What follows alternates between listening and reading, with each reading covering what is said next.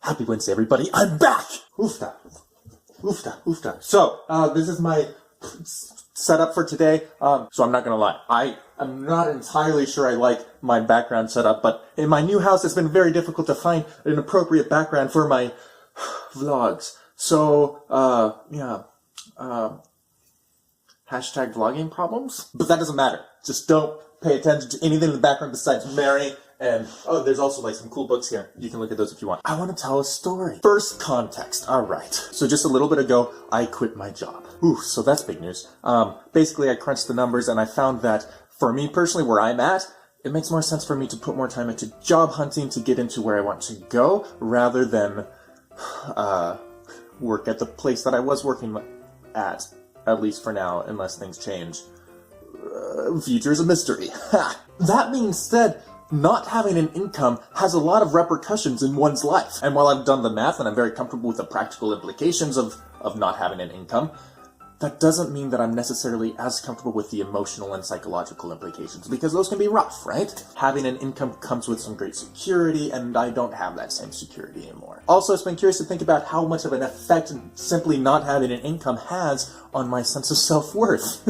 I am worth a lot, by the way. So I no longer have an income, and also, for the month of June, I was doing Totus Tuus again this summer. Totus Tuus is a great program, and I'd love to talk about it more, but at least for purposes of this video, it's an emotionally exhausting experience. There's very little time to recharge on a personal, introverted level. So those two things hanging over my head, being, low on personal energy, and also not having an income, made for a very stressed out Ptony. And in this state, I got angry at a friend. There were a lot of little things that built up into this feeling of resentment that I began to foster and fester in. For example, my friend, let's call him Henry, would ask me things like, hey, how's your job hunt going? Did you put any job applications in today? And that's a great and very considerate question, but me, in my injured state, took it as an affront, in the sense that it almost felt like all of a sudden I had to report to him, and I was like, no, I don't answer to you. Why are you all up in my business? Leave me alone. Especially on days when I was more lazy, like, I don't want to answer to other people on a day that I'm lazy. I'd rather just, feel guilty alone.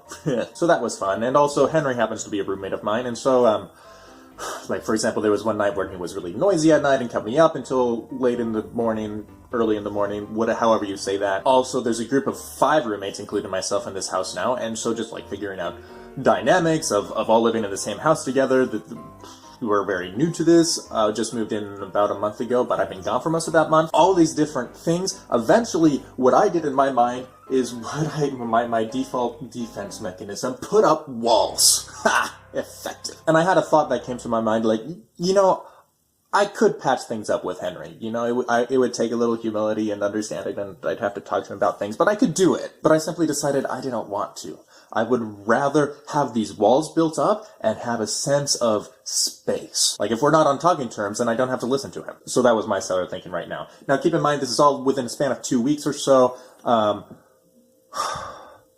had other problems in these past 2 weeks too, right? Like, my prayer life began to suffer a lot, which was frustrating because I was trying to focus on building up my prayer life. Also, things like getting up in the morning. I got lazy. In general, dealing with people, even without the circle of people within this house, I became increasingly bitter and inattentive to people's needs and incapable of listening to other people. And there was a lot more, but I'm not going to go into it because this isn't confession, right? But the point is, my life was falling apart, and I was trying to get everything together, and I kept going to confession, actually, too. And I would confess all these things, and I would also confess, how I was angry at Henry and sort of kind of halfway resolved to be nicer to him. But ultimately, what I found was I had this problem where I would not let go of my frustration with Henry. And I couldn't understand why all these other things that were important to me and that I was trying to get back in order in my life, why they wouldn't just fall in place. Like, where was my willpower? Where was my self-accountability? Where was my ability to just function as a normal human being? Finally, yesterday, I went to confession again. Yesterday was a Tuesday. And I broke down crying. And you know that line from the Our Father that is everyone's favorite?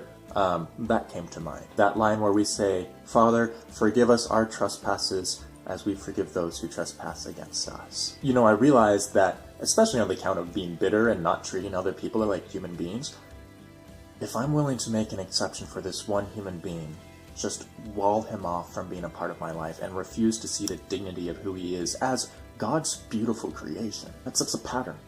That sets a limit to how I perceive everybody in my life, right? So of course, dealing with people in general, I'm going to become more bitter. I'm going to become more resentful. I'm going to be less patient. And my spiritual life, how can I possibly pray to God while resenting him for the creations he's made and put in my life? So anyways, after confession and while I was, kind of crying things out and praying with Jesus, I texted my friend Henry and said, hey, do you want to go for dinner? That simple little thing was really hard. And in fact, I tweeted out to my followers on Twitter, hey, pray for me. I'm about to talk to a person I don't really want to talk to, yada, yada, yada, yada, whatever. But for all the heartache that I had with this experience, there was also tremendous moral to this story for me personally. Basically along the lines of no excuses. If I want to love God, I need to be willing to fight to love God on his terms. If I'm going to make deliberate exceptions in my life, that's going to affect me in ways that I don't want it to affect me. So as a personal recommendation, if there's any vice that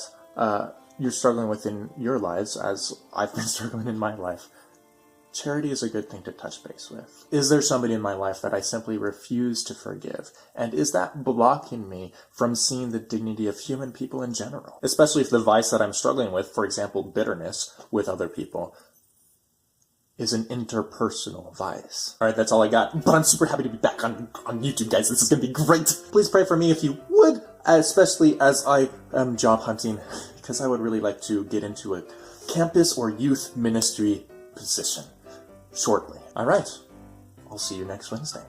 God bless and ciao.